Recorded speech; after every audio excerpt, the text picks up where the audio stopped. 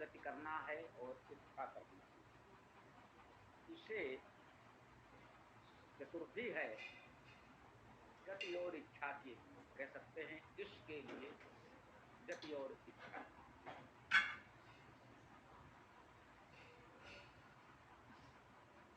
जो इच्छा के लिए नृपति, नृपति को, नरों के अधिपति को नृधातु पाठ ले जाना, ले जाने वालों के अधिपति को, जो समाज के मार्गदर्शक हैं,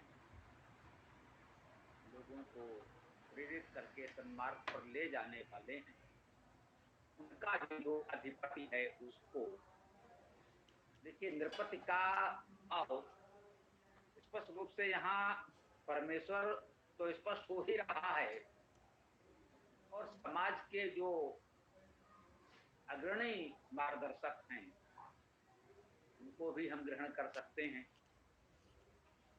नृपति तेज आनट, तेज तेज हम सब जानते हैं तेज धातु है और तेज शब्द से हम लोग परिचित हैं।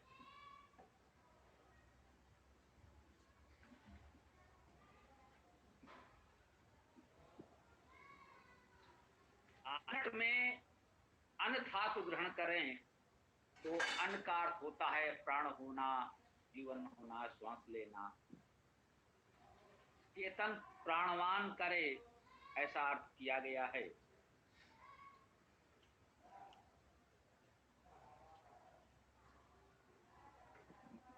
आ उपसर्ग माने तो नट का अर्थ नाट्य करना, नृत्य करना। गति करना है, ये भी एक प्रकार की गति है। नर्तन करना, नृत्य करना, कंपन करना, गति करना, तो उसमें वो भी है। सामान्यता चेतन प्राणवान करे ऐसा अर्थ प्रमुखता से ग्रहण किया गया है।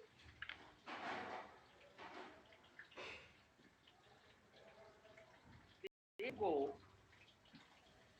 प्राणवान करे,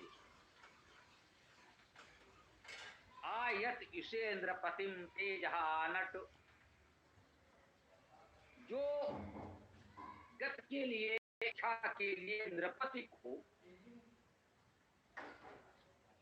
तेज को प्राणवान करे। जो समाज के नरों के अधिपति हैं, तेजस्वी हों, उनको गति प्रदान करने के लिए, सदिच्छाओं की पूर्ति के लिए प्राणवान करे।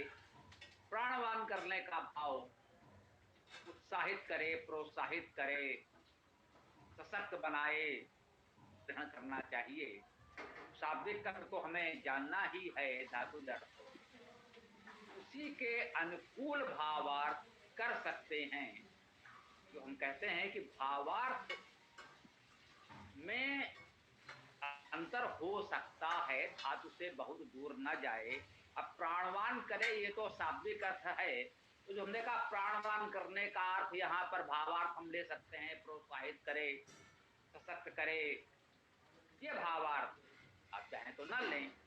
प्राणवान करने का और कोई अर्थ आप लें तो सजीव तो पहले से है, निर्जीव तो है नहीं, और निर्जीव को प्राणवान किया भी नहीं जा सकता। तो इसलिए ये प्राणवान को एक प्रकार से, जैसे हम लोग कहते हैं मुहावरे के ही प्रयोग करके हम कह सकते हैं उन्हें प्रोत्साहित करे, सशक्त बनाए, उत्साह बढ़ाए। प्राणवान करने का ये भावार्थ हम यहाँ ग्रहण कर सकते हैं।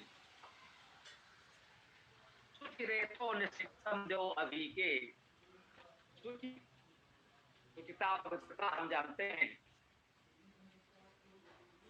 सुचिधात का अर्थ होता है, तो सुचि का अर्थ पवित्र, रेतो गति ज्ञान,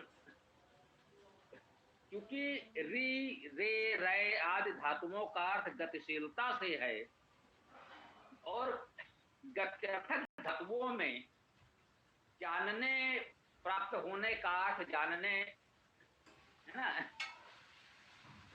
ज्ञान गमन प्राप्ति का अर्थ निहित होता है, तो इस रूप में ये अर्थ भी ग्रहण कर सकते हैं। वैसे मुख्य अर्थ रि धातु का अर्थ गति करना, गमन करना, जाना है, तो गत्यर्थक धातु है, गति का अर्थ तो ग्रहण करेंगे ही, तो उसे गति प्रगति तो कह ही सकते हैं। ज्ञान विद्या के अर्थ में भी ग्रहण करते हैं रेतस को, तो पवित्रता, प्रगति, चाहे तो ज्ञान विद्या ले सकते हैं गत्यर्थक धातु होने के कारण। निषिक्तम, अभिषिक्त, जो निषिक्त शब्द था केवल नि उपसर्ग के स्थान पर अभि उपसर्ग कर दिया तो अभिषिक्त हो गया। ये शब्द हमारा आपका बहुत परिचित हो गया। निषिक्त शब्द परिचित नहीं था, लग रहा था ये कोई नया शब्द है क्या। नि उपसर्ग है, इस समय जो शब्द हमारे प्रयोग में प्रचलन में है वो अभिषिक्त है। उपसर्ग हो गया, परिवर्तित हो गया, तो मुख्य अर्थ तो वही हुआ। निषिक्त होना या अभिषिक्त होना एक ही बात हो गई। अभिसिंचन करना हम वही मान लें। अभिषिक्त, निषिक्त, अभिषिक्त, जिसका अभिषेक किया गया हो, अभिसिंचन किया गया हो, वो निषिक्त अभिषिक्त। द्यो, प्रकाश, द्यु धातु का अर्थ अग्रसर होना है, द्युत धातु का अर्थ प्रकाश करना है। सामान्यता वेद में द्यु, लोक, द्यो प्रकाशमान के अर्थ में प्रयुक्त हो रहे हैं, ऐसा सभी विद्वान मान रहे हैं। अर्थात द्युत धातु से द्यो, चाहें तो द्यु अभिगमने धातु से इसका अर्थ ले सकते हैं, जिसका अर्थ अभिगमन करना, अग्रसर होना, आगे जाना, अग्रणी होना है। तो वह अर्थ धातु अर्थ बिल्कुल विशुद्ध है, हम ग्रहण कर सकते हैं। परंतु सामान्यता विद्वानों ने प्रकाश का ग्रहण किया है, अर्थात द्युत धातु से इस शब्द की निष्पत्ति मानी है, तो वह भी ग्रहण कर सकते हैं। अब यह नहीं भाई इसमें हमें तो द्यु धातु ही माननी चाहिए, या भाई विद्वानों ने द्युत धातु मानी है, प्रकाश का अर्थ किया है, तो हम स्वीकार कर लें। तो इसको लेकर के कहीं भी हमें ये जड़ता नहीं होनी चाहिए कि भाई यहाँ पर यही वाला है। दोनों स्पष्ट हैं, दोनों अर्थ आप ग्रहण कर सकते हैं, दोनों सकारात्मक और अच्छे अर्थ हैं, ले सकते हैं। अभी के निकट, इसे आप अव्यय के रूप में ग्रहण कर सकते हैं। अभी के निकट, असमन्तात सम्यक, अभी के। अग्नि तो हम जानते ही हैं, अग गत्यर्थक धातु से अग्नि शब्द की निष्पत्ति है, अग्रणी प्रगतिशील, इसका अर्थ हम सामान्यता करते हैं। अग्नि ही यह कर्ता कारक एक वचन, प्रथमा विभक्ति एक वचन कर्ता कारक अग्नि है। तो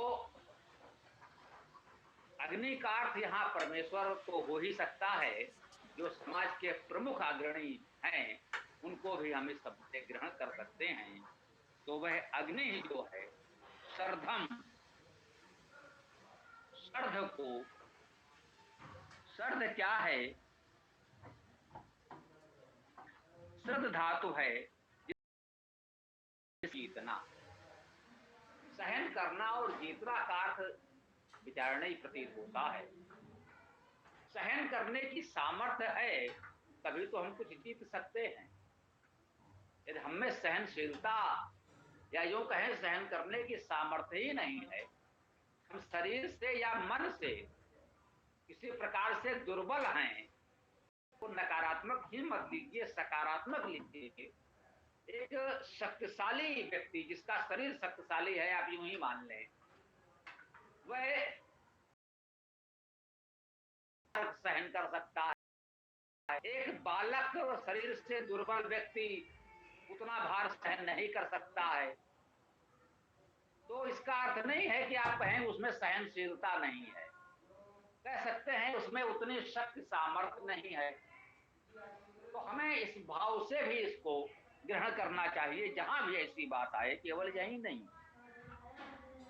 तो सरधम का अर्थ बहुधा बल भी किया गया है, इसीलिए सहन शक्ति, बल, ये अर्थ भी लेते हैं। अनुबद्ध शब्द पर विचार करना हुआ। अन अवध, अन उपसर्ग निषेध अर्थ में,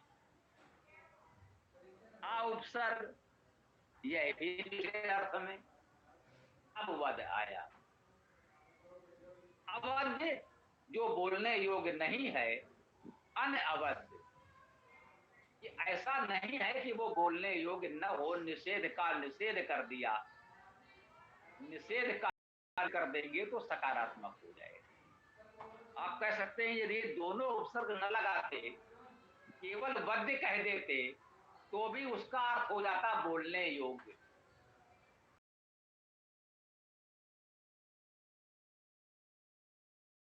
प्रकार क्यों की गई? अनअवध।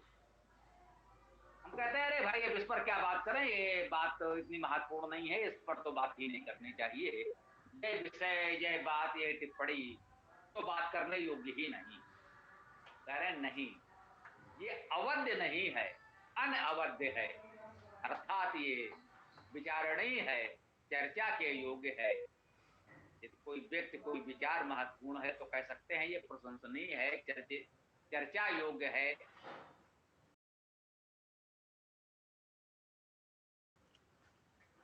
यदि कोई अन्य अर्थ किसी की जानकारी में हो तो अवश्य चर्चा कर सकते हैं, स्वागत है। इसका इस प्रकार से अर्थ हमको करना हुआ है विचार करके। तो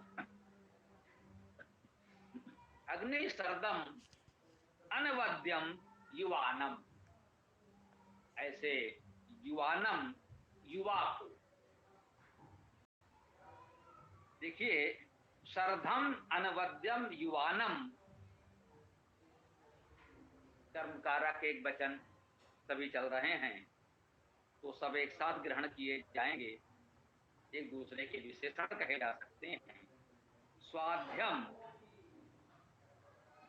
सुअध्यम, सुअधि, जो स्वाध्याय शब्द है या अध्याय शब्द है, स्व अध्याय स्वाध्याय, स्व को हटा भी दें तो अध्याय, ये भी बहुत प्रचलित शब्द है, अध्याय। अब अध्याय क्या है ये समझ लें। अध्याय में अधि उपसर्ग है और ई ऐ धातु है गत्यर्थक, गत के अर्थ में ई ऐ धातु होती है। तो अध्याय का अर्थ है अधि उपसर्ग के साथ गति का अर्थ, अधिक गति। बात हम तो स्वाध्याय करते हैं, यहाँ तो गति की बात कर रहे हैं। स्वाध्याय का अर्थ यहाँ तो कुछ पढ़ने से है। हाँ है, तो स्वाध्याय करना या अध्ययन करना, अध्याय और अध्ययन, तो अध्ययन कहें या अध्याय कहें, अधि उपसर्ग ई ऐ धातु, इसका अर्थ है गति करना। जो भी हमने चर्चा की, जो गति के अर्थ वाली धातुएं हैं उनमें जानना और पाना का अर्थ भी निहित होता है, गति तो होता ही। तो इसीलिए अध्याय का अर्थ होता है अधिकता से प्राप्त कर लेना। जब हम कुछ पढ़ते हैं, गंभीरता से मन लगाकर पढ़ते हैं, तो वो जानकारी हमें प्राप्त हो जाती है। इसी को अध्ययन करना कहते हैं। यही अध्याय है, स्वाध्याय है, अध्ययन है, यह हमें अवश्य जानना समझना चाहिए।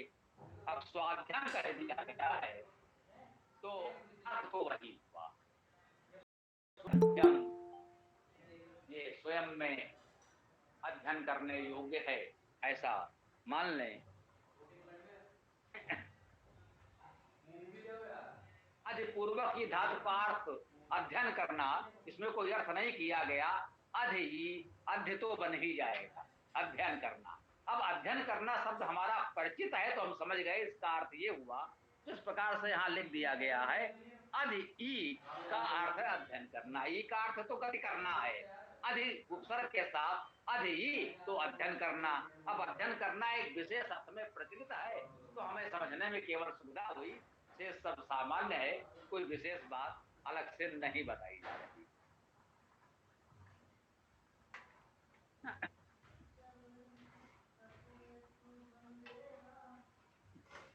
तो स्वाध्यम जनयत सुदयत क्या, जनयत उत्पन्न करता है, जन धातु उत्पन्न करना स्पष्ट है। सुदयत क्या, सुदयत क्या, सूद इसका अर्थ है टपकना, जिसे कहीं जल धीरे धीरे टपकता, टपकन, झरना, एक ही बात है, टपकना झरना तो हम समझ सकते हैं, जल जैसे। इसके साथ अर्थ इसमें महत्वपूर्ण है, करना का अर्थ भी है। तो झरना टपकना अर्थ लेकर हम अभिसिंचन कह सकते हैं, विद्या का अभिसिंचन करना और उस विद्या का आश्रय करना, शुद्ध करना, पवित्र करना, ये सभी अर्थ सूद धातु से हम ग्रहण कर सकते हैं। सूदियत क्या, उत्पन्न करे, उसे पवित्र करे, आश्रय करे, जिसको स्वाध्यम, स्वाध्याय। इस मंत्र ने तक आते आते हमें बहुत महत्वपूर्ण संदेश स्वाध्याय का दिया। हमारे जीवन में स्वाध्याय का भाव उत्पन्न हो, जनयत सूदियत क्या, और यही स्वाध्याय हमारा आश्रय बने, हमें आश्रय प्रदान करे और इसी से हमारा जीवन शुद्ध पवित्र हो। इतने सुंदर भाव के साथ इस मंत्र की चर्चा को हम विराम दे सकते हैं। तो आगे आप लोगों का जो भी प्रश्न विचार हो रख सकते हैं। ओम खम।